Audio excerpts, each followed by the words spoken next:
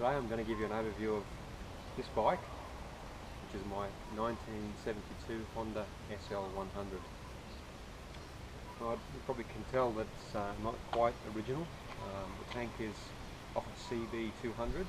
I've got the original tank, but I just didn't think it quite looked right. I wanted to make a Cafe racer, and so I have that arrangement. The seat's not original, I made the seat. I'll give you a bit of a close-up of the bike as we go through. Now the reason why I chose this bike is because when I was a young bloke, about 14 years old, I had an old Honda XL100. It was in a million parts, and I put it together and got it going and went riding around the bush. And I kind of wanted to relive that, so that was probably 30 years ago. Okay, so from here I'll try and give you a close-up. Okay, here's the Honda CB200 fuel tank. I've got a lot of the parts for this bike from a Motorcycle Wreckers. When I got this bike, it was from an ad in the newspaper, and it was pretty much an old trail bike. There was a wreck, the engine wasn't fitted, it was in parts, it was not going.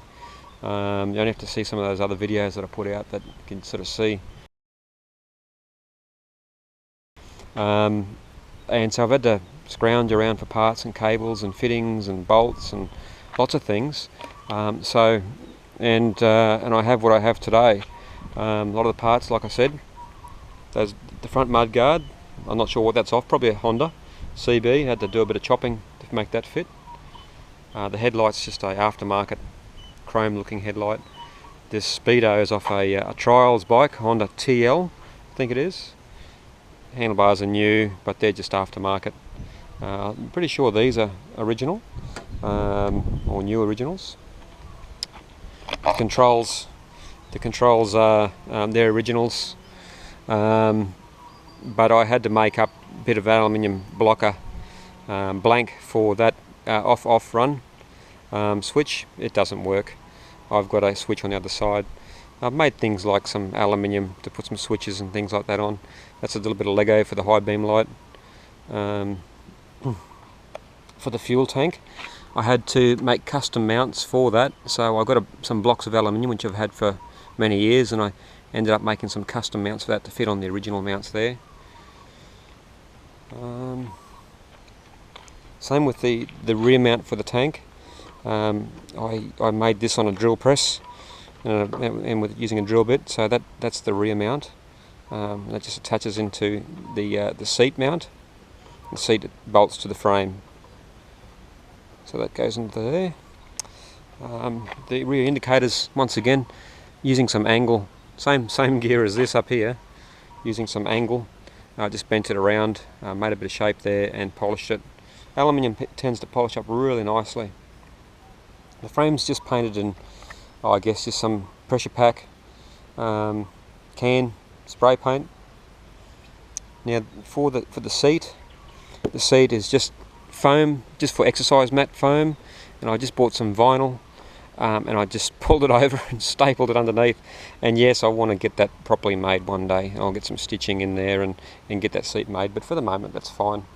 The rear light is not an original, it's just an aftermarket one. The guard's off probably a CB or an XL or something like that. It's chrome, so probably a CB, but it's still got lots of rust pitting in it, so you can't see that from a distance, but you certainly can from up front.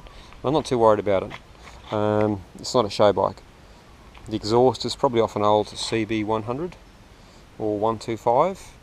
Now the wheels, I pulled down the wheels, pulled the spokes out, and I cleaned these spokes up and I painted them. Same with the centre hub, and I polished up the rear part. This was filthy, this bike, so every little part here was just covered in rust and filth, and it was a lot of work. New rubber. What else have I got? The carburetor, that's original. The engine, look, I put the engine together with a 125 cylinder in it, and believe it or not, I seized it. I didn't split the cases when I first got the bike, and it's full of grunge inside there, and the oil gauges were blocked. The bike overheated, and and the motor seized, and I've got pictures of the seized piston. So I put a 100cc cylinder on it and put a new set of pistons and rings and put it back together, split the cases, cleaned and absolutely cleaned everything out inside there, and she's running just fine now, albeit not much power loss. Front wheel once again, all the spokes out. I cleaned up those spokes and sprayed them, and I polished the hub, and I think it looks okay. I mean, you got to limit the money, how much money you spend on these things. You can buy all new spokes and rims, and you're going to spend a lot of money. I just did this to have a bit of fun, just reliving some of the, my childhood memories, rebuilding my Honda XL100. But my budget's a little bit different. I didn't have much of a budget back then, and he bought the bike for $30. So, the bike with aluminium, like the aluminium, these cases here, they polish up pretty well. I haven't washed the bike at all since I put it together. I just give it a wipe every now and then. I did use some heat paint for the cylinder head and the cylinder base and the center cases, pressure pack heat paint. And what else have I got? I had to put a new tap on it. The old tap was completely rusted away. New gaskets all throughout, new chain, same old sprockets. So there we have it. All the indicators and lights, everything works on it. It's not very fast. It does about 70 kilometers per hour. I may need to gear down the sprocket. That might make it go a bit faster, but it's not for speed. It's just for fun. That's all it's for. It's just for a bit of fun, and just have fun rebuilding an old motorbike. I mean, it's 1972.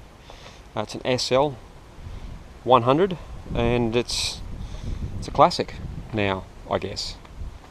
And it's not going to break any speed records. It's not the prettiest bike, but it's just a bit of fun. And it, believe it or not, people look at it when you're riding. What's that? It's probably because it's blowing a heap of smoke or something. But yeah, once again, just a bit of fun. So I'm going to start it up about now. Let me put this back.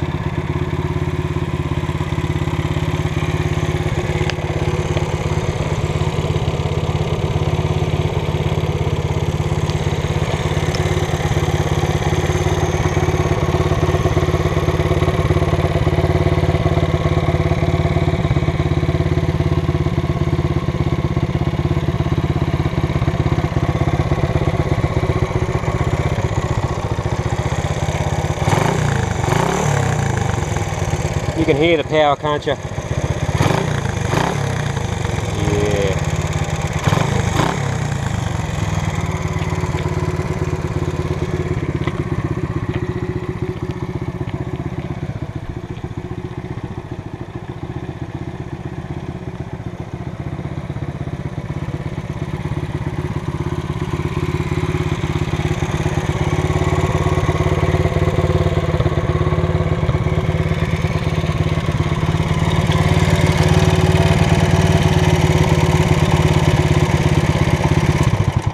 One thing I forgot to mention is the stator.